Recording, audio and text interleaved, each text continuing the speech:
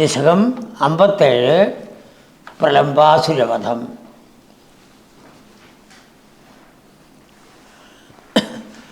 രാമസഹ ക്വാപിദിനേ, രാമൻ്റെ സഖാവ് ഒരർത്ഥം പറയാം, അല്ലെങ്കിലോ രാമനാകുന്ന സഖാവോട് കൂടിയവൻ. ആ അർത്ഥമാണ് ഇവിടെ നല്ലോണം യോജിക്കുക. രാമനാകുന്ന സഖാവോട് കൂടിയവൻ കൃഷ്ണൻ. അപ്പോൾ കൃഷ്ണനാണ് പ്രാധാന്യം. കോപിദിനെ, ഒരു ദിവസം ഗതോ ഭവാൻ വിപിനം, അങ്ങ് കാട്ടിലേക്ക് പോയി. ദിവസേന പോകുന്നുണ്ട്. അതിൽ ഒരു ദിവസത്തിൻ്റെ കാര്യം പറയുകയാണ്. ഭഗവാൻ ആരാണ്? കാമത. എന്തെന്ത് കാമം നമുക്കുണ്ടോ ആ കാമങ്ങളെ ദാനം ചെയ്യുന്നവൻ, നൽകുന്നവനാണ്. എന്ത് ആഗ്രഹമുണ്ടെങ്കിലും സാധിപ്പിക്കും. വളരെ സൂക്ഷിച്ച് വേണം നമ്മൾ ആഗ്രഹങ്ങൾ വയ്ക്കാൻ. അതിനുവേണ്ടി ചിലപ്പോൾ ജന്മം എടുക്കേണ്ടി വരും. എന്താഗ്രഹം ഉണ്ടെങ്കിലും സാധിപ്പിക്കും. കാമത വാസ്തവത്തിൽ നമ്മുടെ കാമങ്ങളെയെല്ലാം നമുക്ക് കളയുകയാണ് വേണ്ടത്. ഒരു കാമവും ഇല്ലാത്തതായ, ആഗ്രഹമില്ലാത്തതായ ഒരവസ്ഥ കൊണ്ടുവരണം. അപ്പോഴേ മോശം ഉണ്ടാവുള്ളൂ. അല്ലെങ്കിൽ എന്ത് കാമം ഉണ്ടാവോ ആ കാമം സാധിപ്പിക്കാൻ വേണ്ടി ഭഗവാൻ വേറൊരു ജന്മം തരും. അങ്ങനെ നമ്മൾ പുനരഭി ജനനം, പുനരഭി മരണം, പുനരഭി ജനനീ ജഠരേ ശയനം, വീണ്ടും വീണ്ടും ജനിച്ചും മരിച്ചും ജനിച്ചും മരിച്ചും ഇരിക്കണം.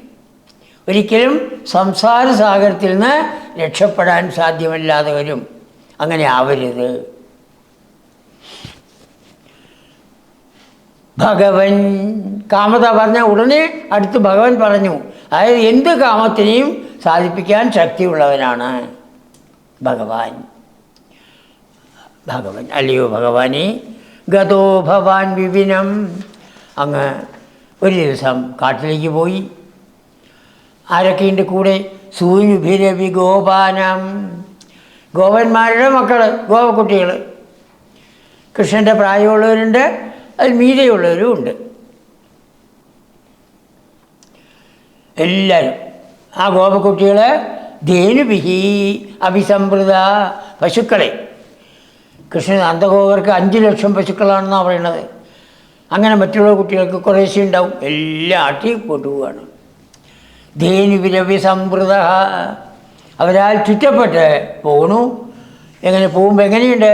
ലസദ്വേഷ, ശോഭിക്കുന്ന വേഷത്തോടുകൂടി. നല്ല ഒന്നാന്തരം വസ്ത്രം അണിഞ്ഞിട്ടാണ് പോകുന്നത്. വസ്ത്രമണിയിൽ മാത്രമല്ല അലങ്കരിച്ചിട്ടാണ് പോകുന്നത്. എന്തുകൊണ്ടൊക്കെയാണ് അലങ്കരിക്കുന്നത്? തലയിൽ മയിൽപ്പീലി എപ്പോഴും ഉണ്ടാവും. അതാണ്. അത് അമ്മ തന്നെ വെച്ച് കൊടുക്കും. അത് കഴിഞ്ഞ് എപ്പോൾ കാട്ടിലേക്ക് എത്തുന്നോ തളിരുകൾ പറിച്ചിട്ട് ആ ശ്രീരാമാവ് മാലയുണ്ടാക്കി കൊടുക്കും. പിന്നെയോ പല പൂങ്കുലകൾ മേടിച്ചിട്ട് അതിൻ്റെ മധ്യഭാഗത്തായിട്ട് വെച്ച് കൊടുക്കും. പിന്നെ മനയോല എന്ന് പറഞ്ഞ ഒന്നുണ്ട്. ഈ എന്താ പറയുക, മറ്റേ നിറം വയ്ക്കാൻ വേണ്ടിയുള്ളതാണത്. കല്ലുകൾ, ഓരോ കല്ലോ എന്തോണ്, അതിങ്ങനെ ഉരച്ചിട്ട് അതുകൊണ്ട് ഭംഗി, ബ്യൂട്ടി സ്പോട്ട് വയ്ക്കുക എന്ന് പറയില്ലേ, അതാണ്. അതൊക്കെ ചെയ്യും. അങ്ങനെ പല വിധത്തിൽ അലങ്കരിച്ചുകൊണ്ട് ഭഗവാൻ പുറപ്പെട്ടു. ലസദ്വേഷ, ശോഭിക്കുന്നതായ വേഷത്തോടുകൂടി ഭഗവാൻ പുറപ്പെട്ടു. എല്ലാ ദിവസവും ഭഗവാൻ കാട്ടിലേക്ക് പോകുന്നു. പക്ഷെ ഒരു ദിവസത്തിൻ്റെ കഥ പറയുകയാണ്. പ്രലംബാസുരനെ വധിക്കുന്നതായ കഥയാണ്. അപ്പോൾ അതുകൊണ്ട് അന്നത്തെ ദിവസം പ്രത്യേകിച്ച് ഭഗവാൻ ഈ കുട്ടികളോടുകൂടി, 2 കുട്ടികളും, ഗോപക്കുട്ടികളുമുണ്ട്, പശു വലിയ പശുക്കളാണ്, കുട്ടികളല്ല. അപ്പോൾ അവരാൽ ചുറ്റപ്പെട്ട് നന്നായി വേഷം ധരിച്ചുകൊണ്ട് പുറപ്പെട്ടു. ശ്ലോകം 2. സന്ദർശയൻ ബലായ, ബലരാമനായിക്കൊണ്ട്. ബലരാമൻ ജ്യേഷ്ഠനാണ്, അനന്തനാണ്. അത് ഭഗവാൻ എപ്പോഴും അറിയാം. തൻ്റെ മെത്തയാണ് വാസ്തവത്തിൽ. ഇവിടെ തൻ്റെ ജ്യേഷ്ഠനായിട്ടാണ് ഇത്തവണ വന്നിരിക്കുന്നത്. അപ്പോൾ ജ്യേഷ്ഠൻ ശ്രേഷ്ഠനാണ് എന്ന് ഈ കുട്ടികൾ അറിയണം.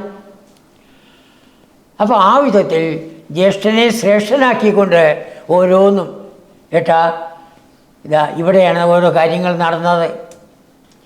ജ്യേഷ്ഠ കണ്ടു ആ മരങ്ങൾ. എപ്പോൾ ജ്യേഷ്ഠൻ അങ്ങോട്ട് പോകുന്നുവോ അതിൽ പൂക്കൾ പൊഴിക്കണു. അങ്ങനെ പൂജിക്കുകയാണ്. വേറൊരു മരത്തിൻ്റെ അടുത്ത് പോയി കായ് മാവ് കൊണ്ട് മാമ്പഴം കൊണ്ട് അങ്ങനെ താഴേക്ക് വന്നിരിക്കുന്നു. കണ്ടു അങ്ങേക്ക് തിന്നാൻ വേണ്ടിയുള്ള പഴങ്ങൾ തന്നിരിക്കുന്നു.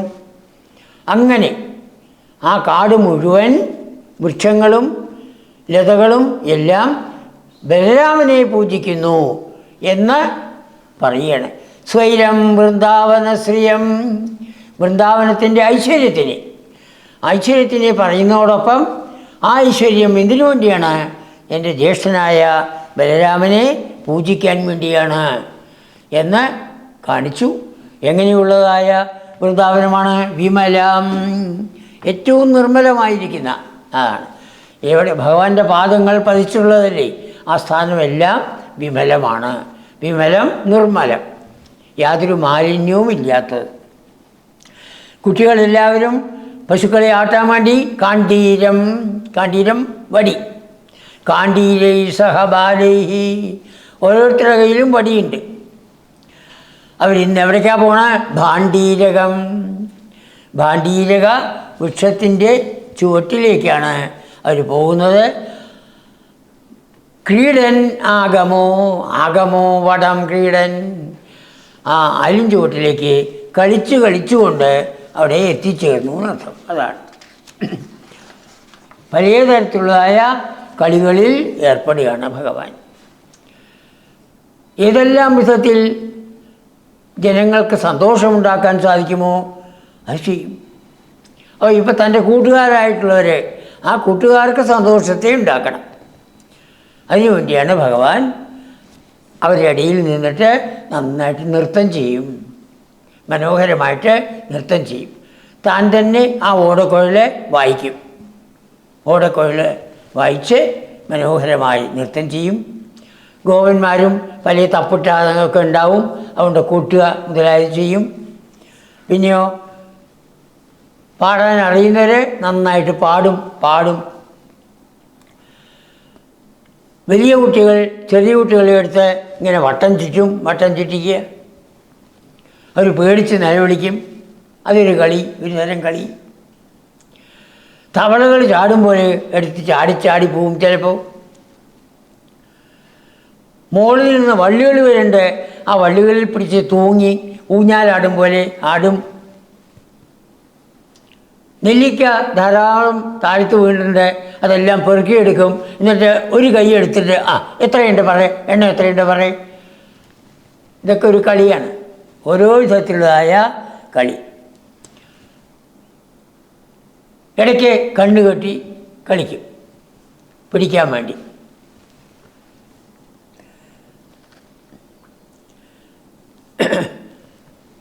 അപ്പോൾ കൃഷ്ണൻ പറയും, ഞാൻ രാജാവാണ്. എന്നായിക്കോട്ടെ. അവർ കല്ലിൽ കയറി ഇരിക്കും. എന്നിട്ട് ഓരോരോ ആജ്ഞകൾ പുറപ്പെടുവിക്കും. അത് ചെയ്യണം, ഇത് ചെയ്യണം, സീതാമാവതി ചെയ്യണം, എപ്പോഴും എൻ്റെ അടുത്ത് തന്നെ നിൽക്കണം, എന്നെ നോക്കണം എന്നൊക്കെ ഉള്ളതായ അഭിനയങ്ങൾ. രാജാവായിട്ട് അഭിനയിക്കും. ഭാഗവതം വിശദമായിട്ട് ഈ ഭാഗം പറയുന്നു. അതാണ് പലതരത്തിലുള്ളതായ കളികൾ കൊണ്ട് ആ കുട്ടികളെ ആനന്ദിപ്പിച്ചു. പലതരത്തിലുള്ളതായ അനുഭവങ്ങളെ കൊണ്ട് ഭഗവാൻ നമുക്ക് ആനന്ദം പ്രദാനം ചെയ്യുന്നു. വൃന്ദാവനത്തിൽ പോയ കുട്ടികൾക്ക് മാത്രമല്ല, ഈ ലോകത്തിലുള്ള എല്ലാവർക്കും ഭഗവാൻ ആനന്ദം പ്രദാനം ചെയ്യുന്നു. മനുഷ്യന്മാർക്ക് മാത്രമല്ല, മൃഗങ്ങൾക്കും ഈ ആനന്ദത്തെ ഭഗവാൻ പ്രദാനം ചെയ്യുന്നു. ഒന്ന് മാത്രം നമ്മൾ ചെയ്യണം, ഭഗവത് സ്മരണ ഉണ്ടാവണം.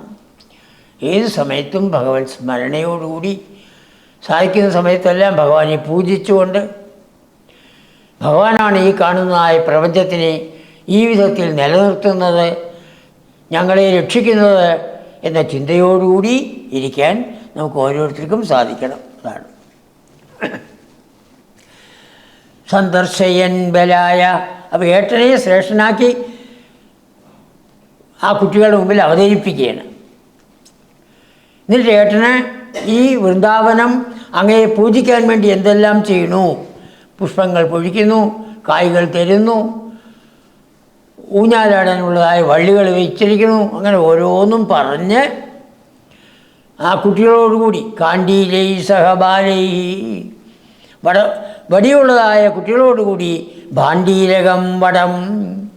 ഭാണ്ഡീരകം എന്ന ആൽവൃക്ഷം, ആൽവൃക്ഷത്തിന് ചുവട്ടിൽ ആഗമോ ക്രീഡൻ കളിച്ച് കളിച്ച് കളിച്ച് അവിടെ എത്തി. ഇന്ന് അവിടെയാണ് അവർ കളിക്കാൻ പോകുന്നത്.